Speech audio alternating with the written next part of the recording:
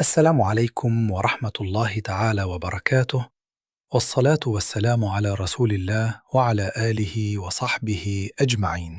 هل فكرت يوما لماذا خاف الصحابة حين نزلت سورة الواقعة؟ ولماذا قال عنها النبي صلى الله عليه وسلم: شيبتني هود وأخواتها؟ وهل صحيح ما يتداوله الناس اليوم أن سورة الواقعة تزيد الرزق؟ أم أن الأمر أعمق من مجرد رزق بالمال؟ في هذا الفيديو سنأخذك في رحلة مختلفة، رحلة إلى زمن نزول سورة الواقعة، وسنكتشف معا ما سبب نزولها وما رسالتها الحقيقية، وهل علاقتها بالرزق حقيقية أم فهم خاطئ؟ أولاً، متى نزلت سورة الواقعة؟ سورة الواقعة سورة مكية، نزلت في مرحلة صعبة جدا من الدعوة، حين كان المسلمون قلة والتكذيب شديد والسخرية من يوم القيامة في أوجها. قريش كانت تقول باستهزاء: أإذا متنا وكنا ترابا أإنا لمبعوثون؟ كانوا ينكرون البعث وينكرون الحساب ويعتبرون الحديث عن الآخرة ضربا من الخيال. فجاءت سورة الواقعة لا لتجادل طويلا، بل لتصدم القلوب صدمة عنيفة. سبب نزول سورة الواقعة: لم تنزل سورة الواقعة بسبب حادثة واحدة محددة، بل نزلت ردا على إنكار المشركين ليوم القيامة. كانت قريش تعيش مطمئنة بقوتها ومالها وتجارتها، وتظن أن الغنى دليل رضا والفقر دليل غضب. فجاءت سورة الواقعة لتكسر هذا الوهم، وتقول بوضوح: إذا وقعت الواقعة ليس لوقعتها كاذبة، أي إذا جاءت القيامة فلا أحد يستطيع تكذيبها، ولا قوة في الأرض تمنع وقوعها. من أعظم ما ميز سورة الواقعة أنها قسمت البشر إلى 3 فئات.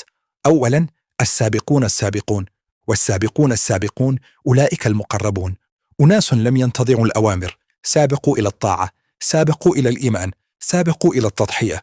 ثانياً، أصحاب اليمين، أناس صالحون، آمنوا لكن لم يبلغوا درجة السبق. ثالثاً، أصحاب الشمال، وأصحاب الشمال ما أصحاب الشمال. وهنا يأتي التخويف الشديد، عذاب وندم وحسرة لا تنتهي. فهل سورة الواقعة تزيد الرزق؟ هنا السؤال الذي يشغل الملايين.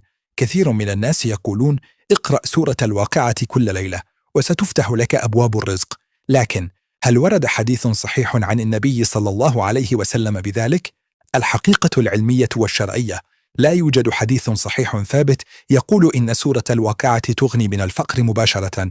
لكن وهنا النقطة المهمة جدا: كيف ترتبط سورة الواقعة بالرزق فعلا؟ سورة الواقعة لا تعدك بالمال، بل تعيد ترتيب مفهوم الرزق في قلبك. السورة تقول لك بوضوح: أفرأيتم ما تحرثون أأنتم تزرعونه أم نحن الزارعون؟ وتقول أيضا: أفرأيتم الماء الذي تشربون أأنتم أنزلتموه من المزن أم نحن المنزلون؟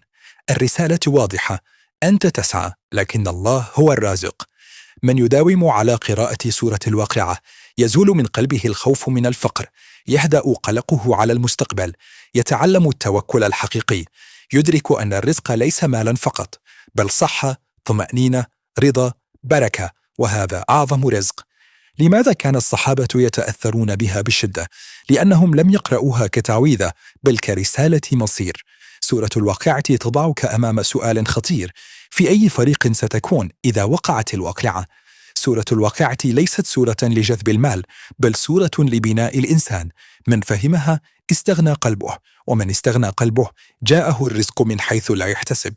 اقرأ سورة الواقعة لا لأنك تريد المال، بل لأنك تريد أن تكون من السابقين لا من النادمين.